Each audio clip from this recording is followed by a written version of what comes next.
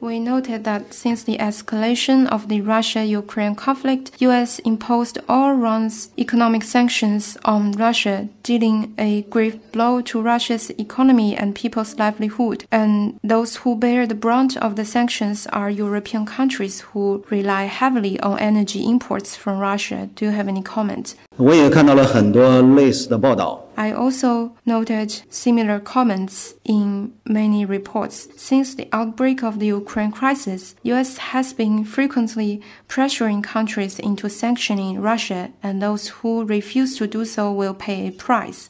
However, escalating sanctions won't help ease the situation, but bring new problems to the world struggling with pandemic. For example, energy price in Europe surges to record high. Residents in many countries are paying higher prices for electricity, heating, transportation, food, and some daily necessities. Those who are affected more than others are developing countries having weak economic foundations, with their economic development and social stability now coming under severe threat. And this may be accompanied by political instability. If you take a look at the history of U.S. sanctions, such examples abound. Sanctions slapped by the U.S. on Cuba, Iran, Venezuela, Afghanistan, and other countries have gravely undermined people's livelihood and created humanitarian disasters. As noted by some U.S. media outlets,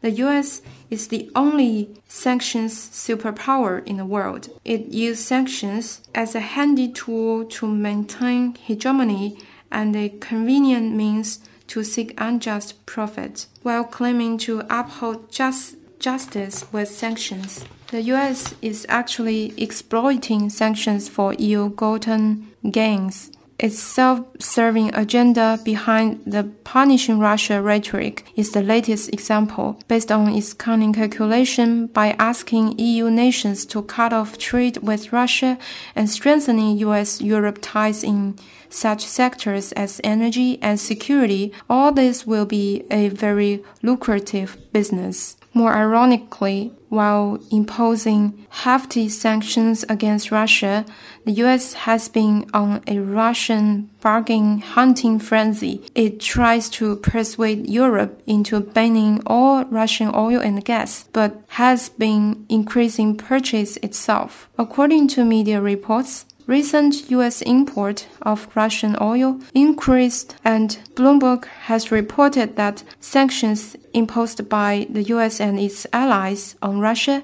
have created opportunities for Wall Street financial institutions like Goldman Sachs and JP Morgan to scoop up beaten down company bonds tied to Russia. Is there any morality in such sanctions? Are they truly conducive to safeguarding European and global peace and stability? The answer is definitely no. The U.S. has no right to force people of other countries to pay for its selfish strategic gains. If the U.S. truly hopes to de-escalate the tension in Ukraine, it should stop exploiting the chaos for profits, promote peace talks, and facilitate peace with concrete steps.